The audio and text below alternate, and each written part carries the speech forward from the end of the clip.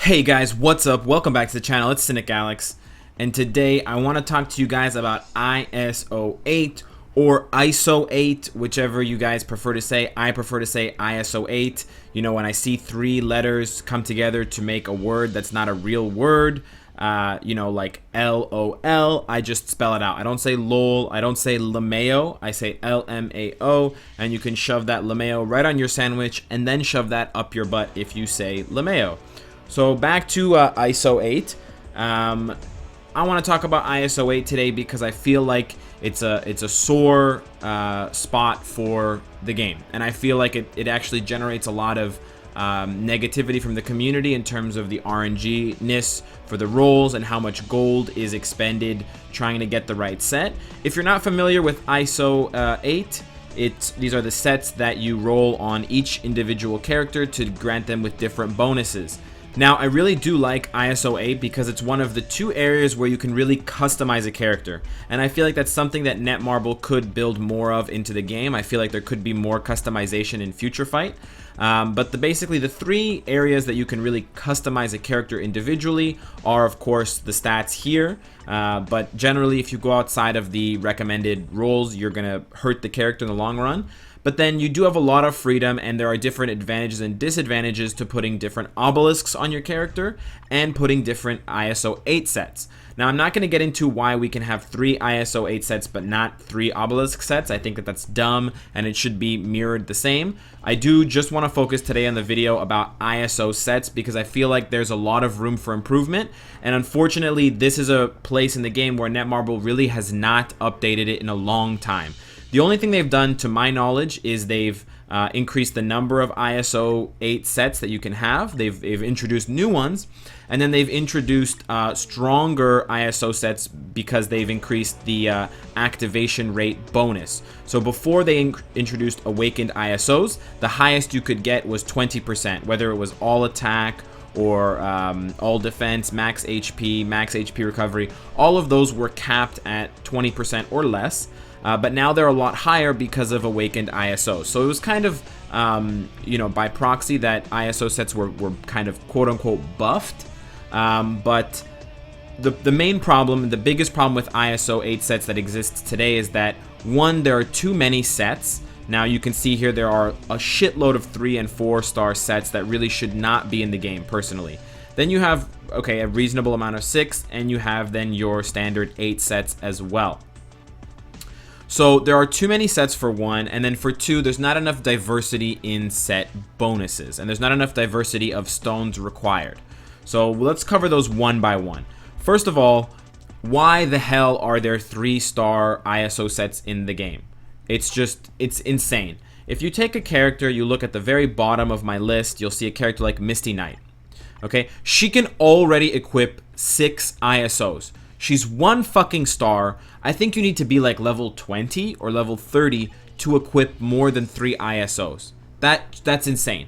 I mean, Netmarble gives out XP chips so regularly, and it's so easy to power level a character that a character being at level 1 or even being at level 10 is almost unfathomable to me. You can run a character through 1 special mission and they gain like 15 or 16 levels. So 3-star ISOs serve literally no purpose in the game other than to fuck up your RNG and to make it harder to roll the 8 sets that you want to get. And I really don't like how that feels because, you know, you spend the gold and you roll for an 8 set. You really just want to see the 8 set ISOs, and instead you get fucking improved strength. Do you know how shitty that feels to watch 200,000 gold get pissed away and all you see at the end is one of these donkey fucking ISO sets? It feels like shit. You know, like, think of any kind of game. When you're trying to get something at the highest level and instead it gives you something at the very lowest level, like that's akin to Contest of Champions, where you buy a crystal that can have a 5-star hero in it and instead it gives you a 2-star hero.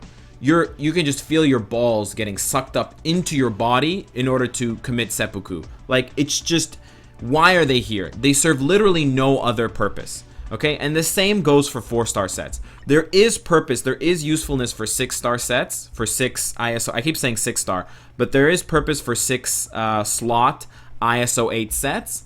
And of course, 8-slot ISO sets are the best, but there is definitely a purpose for 6-slot sets, especially for players who can't afford the gold to buy and pay for rolling the right 8 set. And so they can settle for a 6 set on their way to an 8 set, and it's kind of a stopgap. So I totally understand the reason now and the rationale for a 6 set ISO 8 set.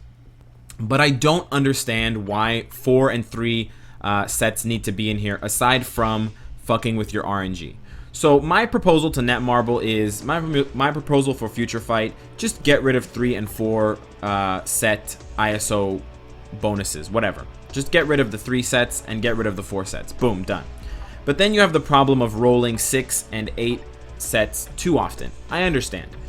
They don't want to make it too easy on us. You know, it is supposed to be a gold sync, and you can't really adjust that and make it such a dramatic change to it without there being some ramifications. So they need to kind of weigh the good with the bad. So they can't just give a straight buff to ISO sets. That would be, you know, even unreasonable for me. I'm not an idiot. I know how games work.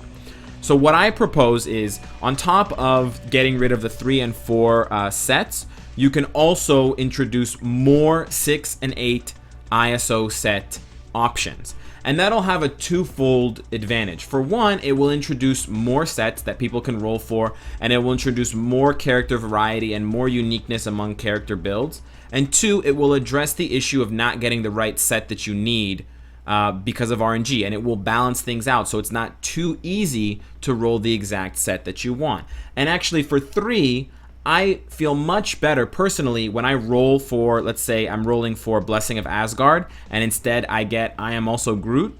I don't feel so bad. At least I got an 8 set. You know, I didn't get the 8 set that I wanted, but I got an 8 set. So I don't feel so poor about my roll. You know, and they could even take this, they could go halfway, they could do a half measure, and they could just get rid of the 3 sets and keep the 4 sets, or get rid of the 3 sets and divide the 4 sets in half, so there's only like the top 4. Because really, let's be honest, who the fuck wants 15% movement speed? You might as well go for the juicy, what is it, 40? Whoa, you know? So that's the first idea that I had, is to just reduce or restructure the balance of ISO 8 sets so that there are more high level ones, so that even if you roll one that you don't want and you're not going to keep it, you could use it in the meantime, because at least it gives you an appropriate amount of orange stats. And so what I mean by that is, if you can see here, not all of these ISO 8 slots are useful. Some of them are fucking terrible, like for example Blessing of Asgard. But at least, thank you for the Dimension Rift, but at least it gives you all attack, all defense, max HP, dodge, and crowd control time up to 8%. That's in stark contrast to fucking 4% all attack and 3.6% attack speed. That is abysmal. That's only 2 stats versus 5. So there's really no need to have so many terrible ISO sets that no one in their right mind would equip or work towards. You could just have more, even if there's some shitty ones, even if there are more Blessings of Asgard, I don't care. Put 2 or 3 or 4 of them. At least if someone runs out of gold and they have no other option, they aren't stuck with a 3 or 4 set bonus that gives them terrible stat like boosts, even in the best case if they equip like 6-star ISOs. So that's the first thing. And the second thing, and the thing that I actually want to see them do more than get rid of the 3 and 4 sets, is to introduce more variety of ISO 8 set bonuses. So, you know, we have all attack, all defense, HP shield, HP recovery, movement speed, skill cooldown. We have even dodge. Okay, we have some good ones. They've hit on almost all of the right bases. But like, there are so many more options here. Like, what if they had an ISO set that triggered defense penetration? What if they had an ISO set that triggered like a circle heal, like Groot's AoE heal or something like that? And so you could strategically place that on a character that's super tanky, so that they could trigger a heal for their whole team, or trigger it on a character who has a bubble, you know, and they could share it with the whole team. I mean, that might be a little bit broken if you don't structure it correctly. Or you could have a different kind of heal, because right now the only heal that we have to choose from is one that triggers right away, and it triggers for the maximum amount. So what I mean is, for Stark backing and I Am Also Groot, it's an instant recovery. And so if you're at max health or near max health, it's just gonna put you to the cap, and you're not gonna gain any health over your total maximum health pool.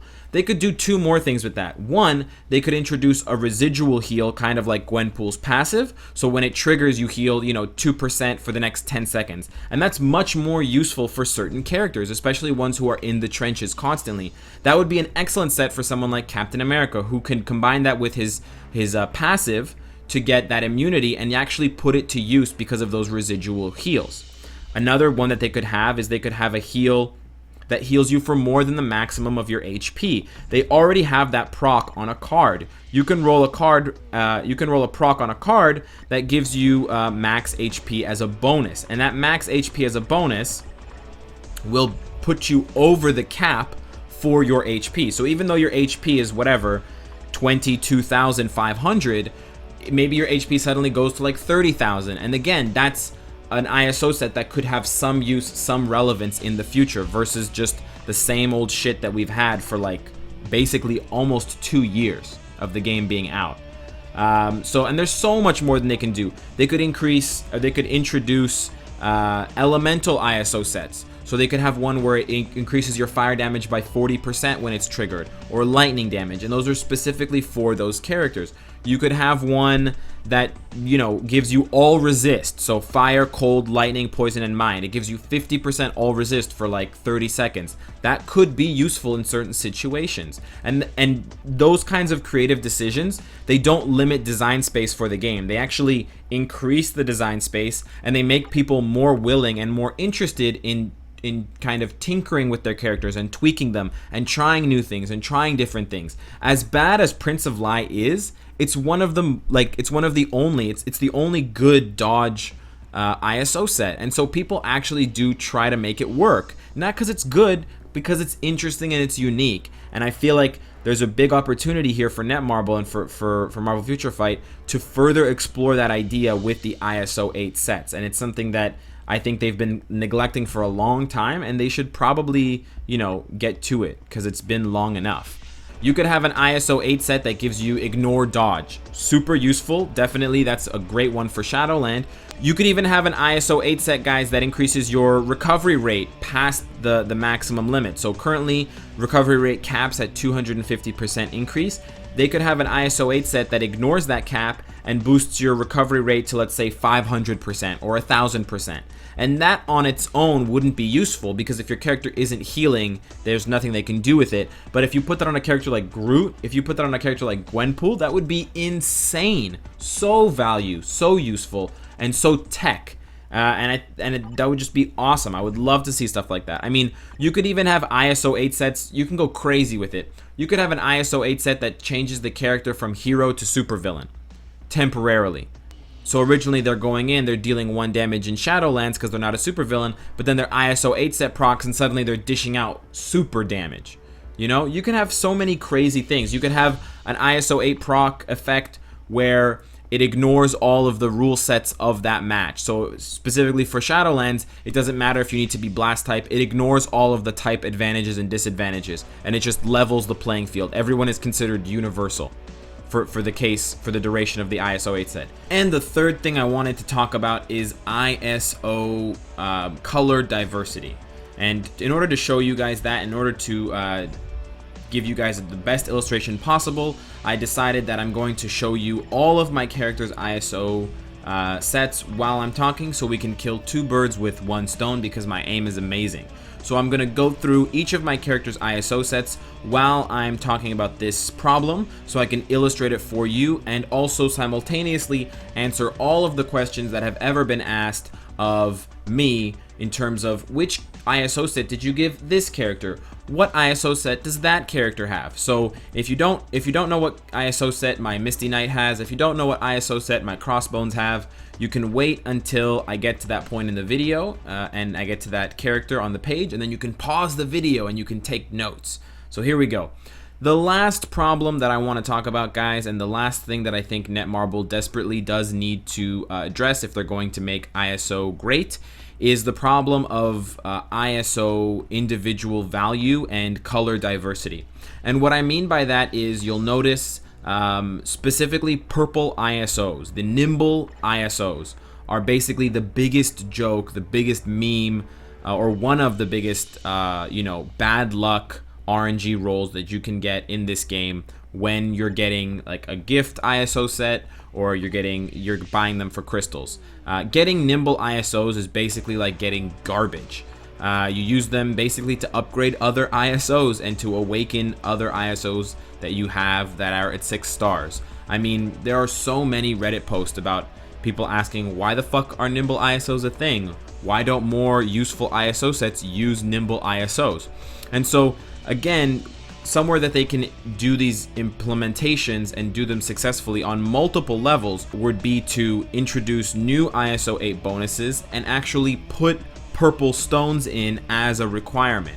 Because I don't know if it was an oversight on their part, if they just goofed, if someone in the design team played a bad prank and changed at the last minute all of the purples to other colors. But there's literally only 2 sets that use it in any way possible: Prince of Lie and Drastic Density Enhancement. And so you're actually going to see, as I get through all these characters, that fucking Mordo has Prince of Lie, and then I think 1 or 2 characters have Drastic Density Enhancement. I believe Deathlock and maybe one other, maybe Spider-Man. But other than that, it's basically moot. There we go. And Green Goblin.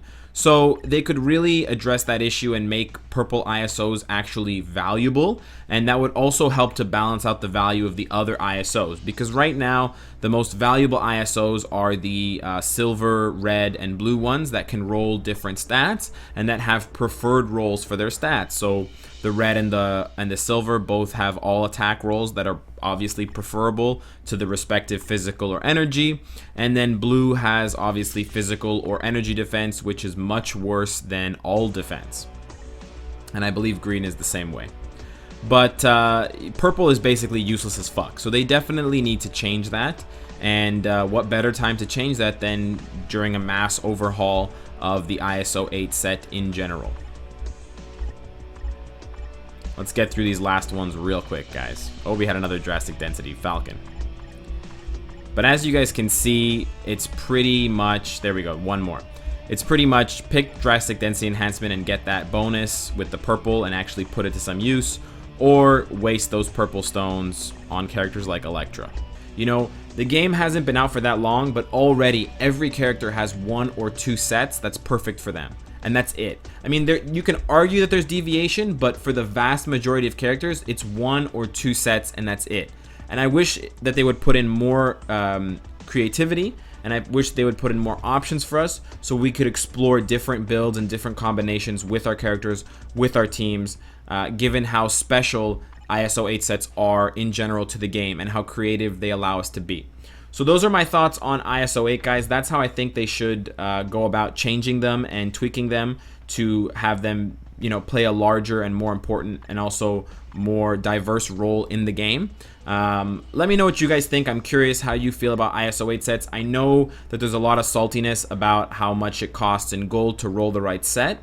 And so my suggestions do reflect that, but try to keep your comments a little bit more constructive than that, because we're all, struggling with that. Thank you for the Dimension Rift.